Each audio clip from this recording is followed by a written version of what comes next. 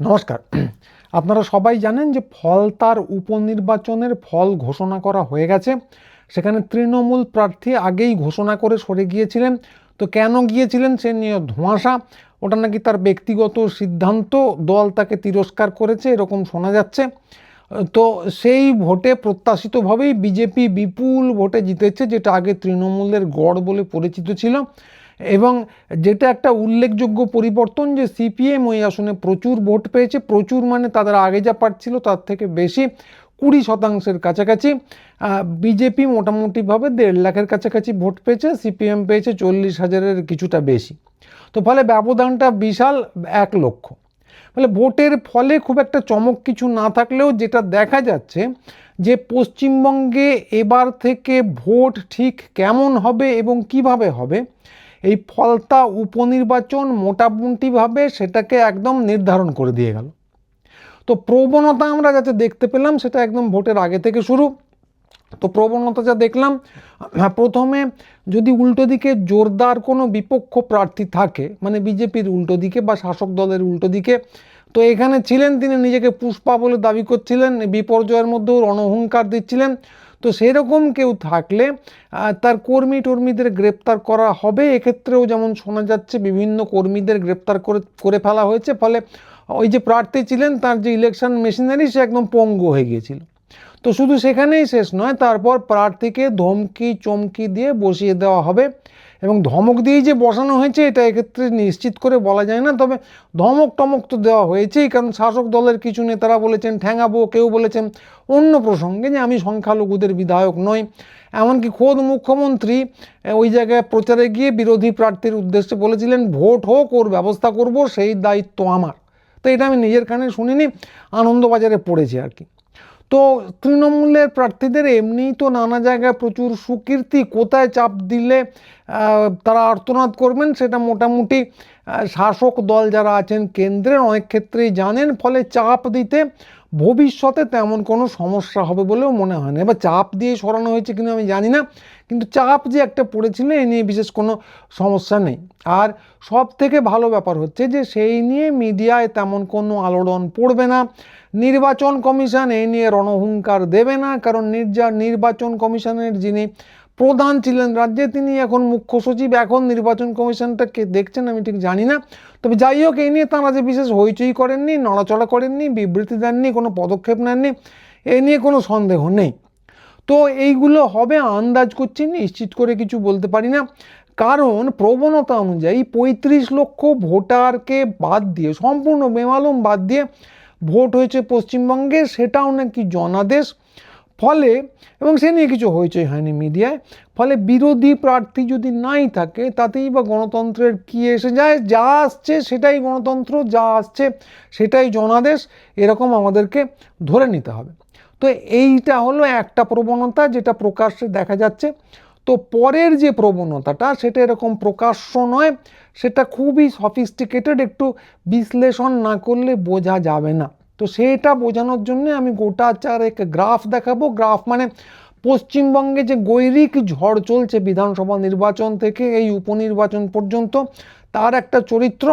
সেখানে কি দেখাবো আমি একটু আপনাদের দেখতে হবে, যে শুধু শুনলে হবে না। সেটা হলো যে 4টে বিধানসভা দেখাবো। প্রত্যেকটা বিধানসভায়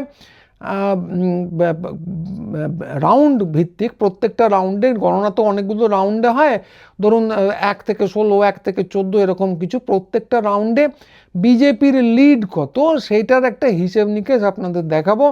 বিজেপির লিড যদি অন্য যদি এগিয়ে থাকে কোনো রাউন্ডে, তাহলে বিজেপির লিড হচ্ছে ঋণাত্মক, যেটাকে নেগেটিভ বলা হয়, আর নইলে বিজেপির লিড অনেক বেশি। তো মনে রাখবেন দেখানোর আগে যে এটা কিন্তু লিডের ছবি, মানে কতটা এগিয়ে গেছেন।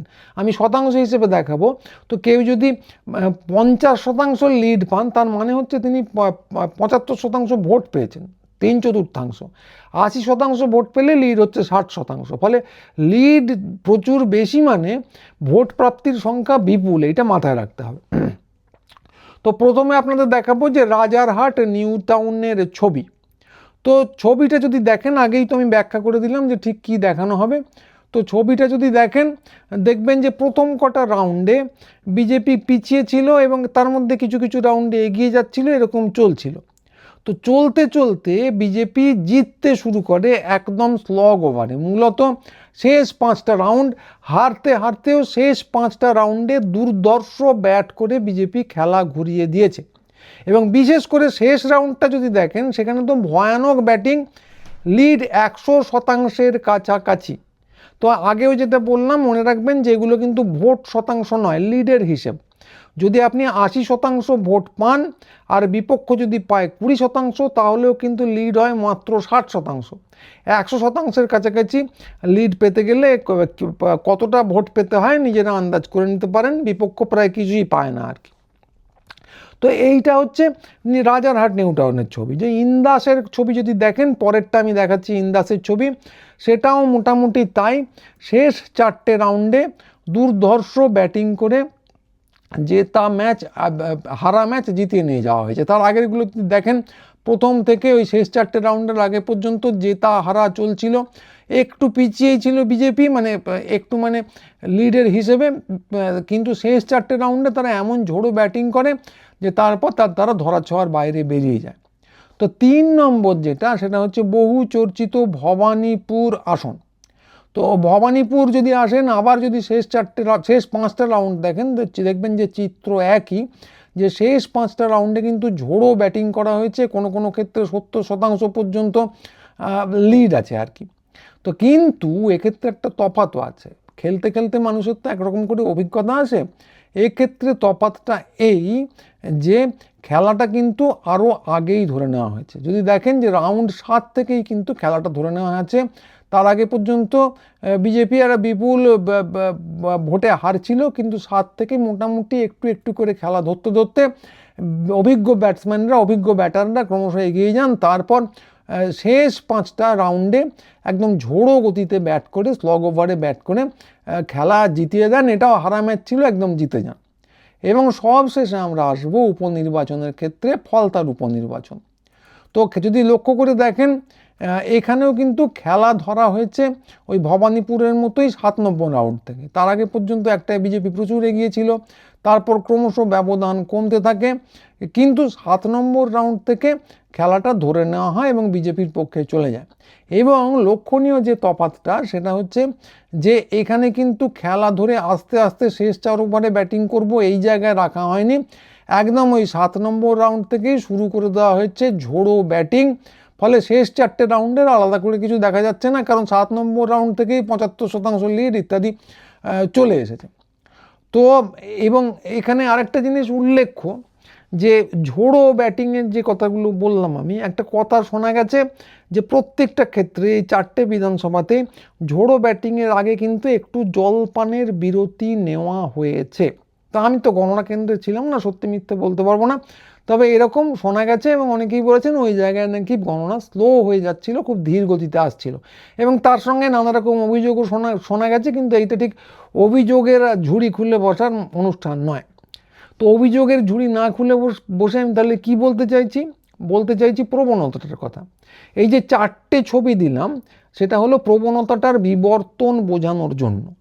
তো মূল ব্যাপারটা 4টে ক্ষেত্রেই একই, কিন্তু যেটা আপনাদের দেখতে হবে যে ব্যাটাররা ক্রমশ ওই 4টের মধ্যে প্রথম থেকে শেষ পর্যন্ত দেখবেন একটু একটু করে ব্যাটাররা ক্রমশ বেশি বেশি করে আত্মবিশ্বাস পেতে শুরু করে একটু একটু করে আগে থেকে চালিয়ে খেলছেন। এবং ফলতায় তো একদম 7 নম্বর রাউন্ড থেকেই চালিয়ে খেলা শুরু হয়েছে।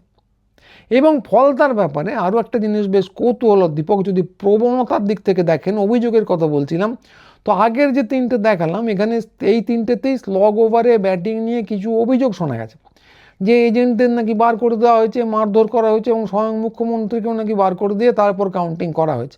তো অভিযোগের সত্যি মিথ্যা আমি জানি না, কিন্তু এগুলো শোনা গেছে। তো কিন্তু ফলতার ক্ষেত্রে অভিযোগ টভিযোগ কিচ্ছু শোনা যায়নি। তৃণমূলের অনুপস্থিতিতে দ্বিতীয় হয়েছেন যারা, অর্থাৎ কিনা সিপিএম, তো তারা অভিযোগ তো করেননি, বরং ভোটের এই ফলে রীতিমতো আহ্লাদে আটখানা। তো তারা নানা জায়গায়, আমি আর দেখালাম না, যে বিবৃতি দিচ্ছেন যে কি দুর্ধর্ষ হয়েছে, তৃণমূল তো চলেই গেছে, আমরা প্রায় জিতেই গেছি আর কি। তো জিতে তো যাননি তারা, তৃণমূলের অনুপস্থিতিতেও হেরেছেন 1 লক্ষেরও বেশি ভোটে, কিন্তু হাবভাবটা ওই রকমই। তো কথা হচ্ছে যে এইরকম একটা নিরাপদ বিরোধিতা যারা এইটা বা বাংলার পরবর্তী প্রবণতা হিসেবে চলে আসতে পারে বলে আমার ধারণা, যে চেঁচামেচি আর হবে না, 1 লক্ষ ভোটে হারুক না হারুক, একটা প্রবণতা দেখা যাক যে শেষ রাউন্ডের দিকে স্লগ ওভারে খেলা হচ্ছে, স্লগ ওভার ক্রমশ এগিয়ে আসছে, এটা নিয়ে আর চেঁচামেচি হবে না, একটা নিরাপদ বিরোধিতার জায়গা ক্রমশ এগিয়ে আসবে, যেখানে বিরোধীরা লড়াই করবেন 2 নম্বর জায়গাটায় কে থাকবে সেই নিয়ে এবং নিজেদের মধ্যেই চুলোচুলি করবেন। মানে সিপিএম বলবে কই তৃণমূল কোথায় গেল, তৃণমূল বলবে কই সিপিএম কোথায় গেল, কিন্তু 1 নম্বর জায়গাটাই যে মূল লক্ষ্য এইটা ক্রমশ হারিয়ে যাবে। তা ভাবটা হবে 2 নম্বর জায়গাটা দখল করতে পারলেই যেন জিতেই গেছি। তো এইটা প্রবণতা কেন বলছি, কারণ প্রধান বিরোধী দলের অনুপস্থিতি নিয়ে নির্বাচন কমিশন থেকে টিভি চ্যানেল এদের তো কোনো মাথা ব্যথা নেই, 2 এবং 3 নম্বর দল যারা হয়েছেন সিপিএম এবং কংগ্রেস তাদেরও কোনো মাথা ব্যথা নেই, যেন গেছে তো বাঁচা গেছে। এবং 4 নম্বর যে দল যারা প্রার্থীপদ সরিয়ে নিয়েছিলেন তৃণমূল, তাঁরা দিয়ে নিয়ে ঠিক কী বলতে চেয়েছেন বোঝা খুব কঠিন। বলেছেন ওটা ওর ব্যক্তিগত ব্যাপার। তো ব্যক্তিগত ব্যাপার যদি হয় এবং দল নাকি তাকে তিরস্কার করেছে, এরকম একটা মহা গুরুত্বপূর্ণ নির্বাচনে একটা ব্যক্তিগত ব্যাপার দেখিয়ে লোকজন সরে গেল, আপনারা তাকে বহিষ্কার করলেন না, কী রকম ব্যাপার? তো এর যা আন্দাজে বোঝা যাচ্ছে যে ব্যক্তিগত নয়, উনি চাপের মুখে সরেছেন, কি দল সেটাকে কাভার আপ করতে চাইছে। তো এরকম করলে কি করে ওনারা নির্বাচনে লড়বেন আমার কাছে খুব একটা পরিষ্কার নয়। তো কথা হচ্ছে মোদ্দা কথা যে 2 নম্বর জায়গাটা নিয়েই আসল লড়াই, ওই চেঁচামেচি আর বেশি কিছু হবে না। 1 নম্বর জায়গাটা মোটামুটি চিরস্থায়ী ব্যবস্থার মতো বিজেপি পাকা করে নিয়েছে। তো অভিযোগ আমি করছি না, তো অভিযোগ যখন আসেনি ফলতা নিয়ে নিশ্চয়ই সব কিছু নিয়মনিষ্ঠভাবেই হয়েছে। আমি শুধু গ্রাফ দেখে অঙ্ক টঙ্ক কষে যা দেখা যায় বা খবর টবর পড়ে সেই প্রবণতাটুকু বললাম, যে বাংলার ভবিষ্যতের নির্বাচন সম্ভবত খুব বড় কিছু না ঘটলে এইরকমই হতে চলেছে। ফলে তার 3টে দিক আরেকবার বলে নিই। প্রথম দিক হচ্ছে যে প্রধান বিরোধী কেউ হয়ে উঠতে পারলে তাকে একটু ধমকি চমকি দেওয়া হবে। তারপর একটা ভোটের লড়াই ঠিকই হবে, সেখানে স্লগ ওভারে নানা রকম খেলা দেখা যাবে এবং ক্রমশ স্লগ ওভারে এগিয়ে আসবে। এবং এটা হচ্ছে 2 এবং 3 নম্বর হচ্ছে যে বিরোধী যারা বিজেপির বিরুদ্ধে লড়ছেন তারা নিজেদের মধ্যে চুলোচুলি করবেন, যেন একে অপরের চুল ধরে টেনেই জীবন সার্থক। তো এই স্কুলের খেলায় ওরকম হয় যে বিপক্ষের কাছে গোল খেলে গেলাম, কিন্তু তারপর 2-3 জন যারা ব্যাক ছিল তারা নিজেদের মধ্যেই মারামারি করতে লাগলো, বিপক্ষকে কিছু না বলে এই তোর দোষ, এই তোর দোষ, এই তোর দোষ। তারপর বললো আমি তো আটকেছিলাম, ও বললো আমি তো আটকেছিলাম, ও বললো আমি তো আটকেছিলাম। তারপর একজন বলতে লাগলো, একজন ব্যাক, যে আমি তো 2টো গোল আটকে দিয়েছি, এটা আমার কোটায় ছিল না।